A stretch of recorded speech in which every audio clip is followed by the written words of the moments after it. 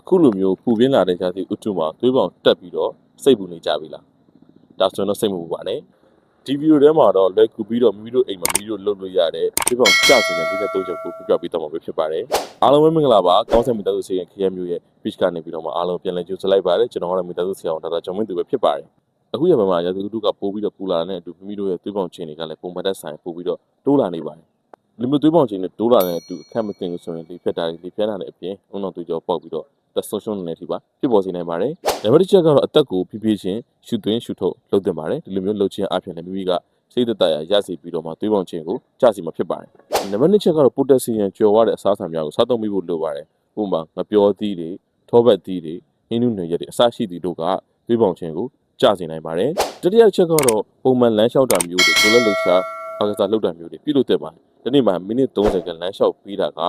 ရရှိမှဆိုတိတိတတ်သွေးပေါင်ကိုကျဆင်းနေတာဖြစ်ပါတယ်ကျွန်တော်ခုနကပြပြသွားတဲ့နီလလေး3ခုလုပ်ပေးခြင်းအပြင်မိမိရဲ့သွေးပေါင်ကပုံမှန်မှာထိန်းထားပြီးတော့မှသွေးပေါင်ကျဆင်းမှာဖြစ်ပါတယ်ဒါပေမဲ့သွေးတိုးဆိုတာကတော့နာတာရှိယောဂဖြစ်တာကြောင့်မလို့ပုံမှန်တက်ပို့လာပြီဆိုတော့ဒီဆေးတွေဆွဲတောက်ဖို့လိုအပ်ပါတယ်ဒါကြောင့်မလို့သက်ဆိုင်ရာဆရာဝန်နဲ့တိုင်ပင်ပြီးတော့မှသွေးပေါင်ကျဆင်းတွေကိုဆွဲပြီးတော့တောက်တင်ပါတယ်ကျွန်တော်ခုပြပြပေးလိုက်တာကတော့လူရသည်မှာတကယ်လို့များသွေးတိုးပြီဆိုရင်သွေးပေါင်ကျအောင်လုပ်လိုက်ရတဲ့လေး3ခုပဲဖြစ်ပါတယ်ကျွန်တော်တို့ကောက်ဆိုင်မီတာစီကဖျက်မျိုး page ကနေပြီးတော့မှကျမ်းမိုင်နဲ့ပတ်သက်တဲ့ပုဒ်တာတွေကိုမျှပေးနိုင်မှာဖြစ်ပါတယ်မိမိတို့ရဲ့ကျမ်းမိုင်တွေအကျိုးဖြစ်ထွန်းခဲ့တယ်ဆိုရင်တော့တခြားသူတွေကိုပြန်လည်ဝေမျှပေးတာမျိုးတွေ page ကို like and share လုပ်တာမျိုးတွေလုပ်ပေးဖို့တောင်းဆိုလိုက်ပါတယ်ကျွန်တော်လည်းစီကံပြချင်တယ်ဆိုရင်တော့ကောက်ဆိုင်မီတာစီကံကိုအမှတ်စနစ်ကိုခရမျိုးကျိုးစပိုင်းမှတ်တိုင်တာမှာဖွင့်လှစ်ထားပြီးတော့မှနေ့စဉ်ဒင်းလာနေ့ကနေပြီးတော့မှစနေနေ့ထိမနက်9:00နာရီကနေပြီးတော့မှည9:00နာရီထိဖွင့်လှစ်ပေးထားပါတယ် online နဲ့တိုင်ပင်ဆွေးနွေးခြင်းနဲ့ဆိုရင်လည်းဖော်ပြထားတဲ့ Fiverr နံပါတ်တွေမှာဖြစ်စီဒီ page က chat box မှာဖြစ်စီလာပြီးတော့ online နေပြီးတော့လည်းစိတ်ကူးတမှုခံလို့ရပါတယ်အားလုံးကျေးဇူးတင်ပါတယ်ကျွန်တော်ကတော့ဆရာကျော်ပါနောက်ဗီဒီယိုမှာပြန်တွေ့ပါမယ်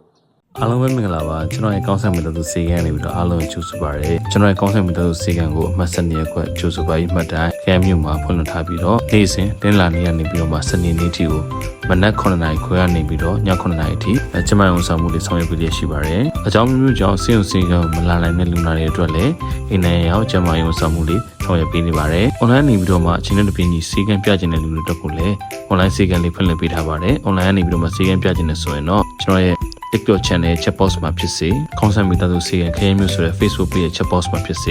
@KMD ဆိုတဲ့ Facebook page chat box မှာဖြစ်စေအခုဖော်ပြထားတဲ့ဖုန်းနံပါတ်တွေကိုဖြစ်စေဆက်သွယ်ပြီးတော့မှစေခင်းပြလို့ရပါတယ်အားလုံးကျေးဇူးတင်ပါတယ်ခင်ဗျာ